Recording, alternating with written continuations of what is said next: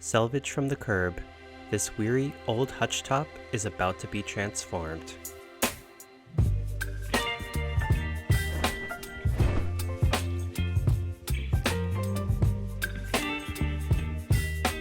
When a friend of mine reached out to offer up a Hutch-Top that had been abandoned on the curbside, I jumped at the opportunity. The top and the sides of the piece were veneered particle board, and the doors and the shelves were solid wood. The direction that I wanted to go in was a soft and light finish with a bit of a mid-century inspired vibe.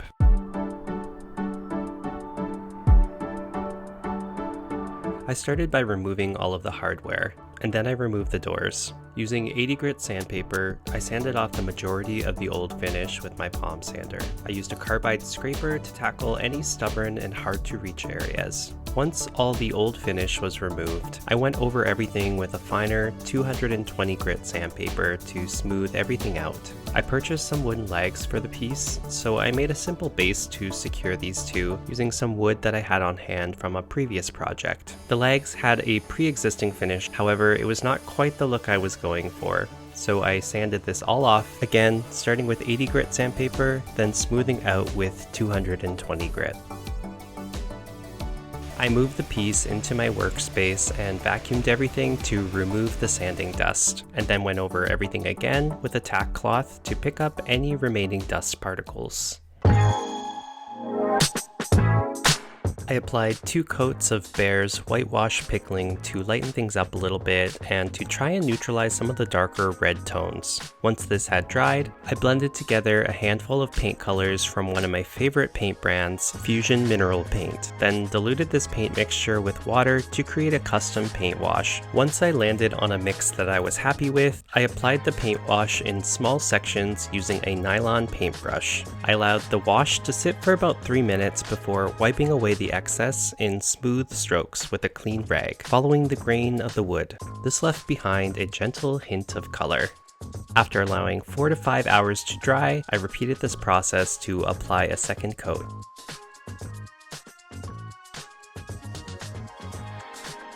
I boogied my way to the back of the piece where I added a couple of coats of paint. Even though this won't be visible when the piece is positioned up against a wall, I think it makes the overall piece feel that much more refreshed. For the interior back wall that will be visible, I blended a custom paint color and applied this using some nylon paint brushes. Once the first coat had dried, I went in again and applied a second coat. I also painted the ceiling of the piece as well as a wood strip at the base just to kind of pull everything together.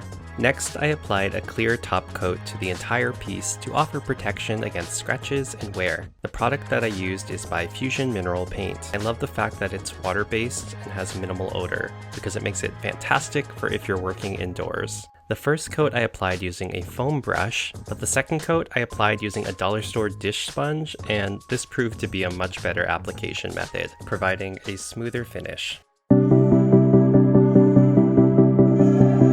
The existing hardware components seem to be a variety of different metals with some type of brass or gold-colored plating on them. I cleaned up all of the pieces using some barkeeper's friend to remove any bits of loose plating, dirt, and debris.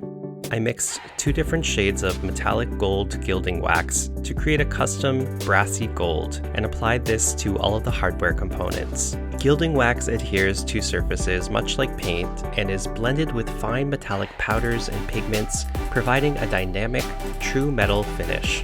I gave the panes of glass from the doors and center panel a quick little bubble bath in the sink with some dish soap. Then once dried, cleaned them again using some glass cleaner. I applied an all-natural hemp-based furniture salve over the entire piece to provide an added layer of protection. After about 20 minutes, I went back and buffed the piece using a soft microfiber cloth. I reattached the hinges back onto the doors as well as the magnetic cabinet latches and plates. I inserted the glass panes back into their frames, then reinstalled the rubber retainer strips to lock the glass into place. After reattaching the handles back onto the doors, I re-secured the center panel and doors back onto the body of the piece. Before the reveal, don't forget to tap the subscribe button to be the first to know when a new video has been released. Now, let's take a look at the final results.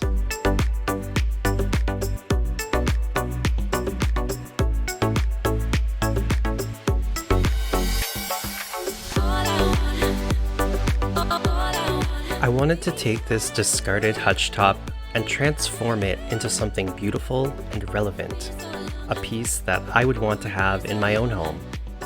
And while this project took over 30 hours to complete, the satisfaction of saving a piece of furniture from unnecessarily ending up in the landfill, to me, that's priceless.